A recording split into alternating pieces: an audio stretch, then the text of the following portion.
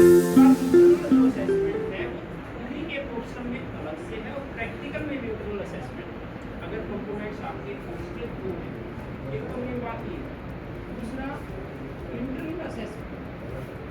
Internal में चाहे उसके फेल भी क्यों ना हो तो बच्चा पास हो जाएगा अगर वो एंटर कंडीशन में एंट्रेंस एग्जाम नहीं है। एंट्रेंस एग्जाम में अलग से बोर्ड है और एग्री दो कंडीशन बच्चा फुलफिल कर दिया।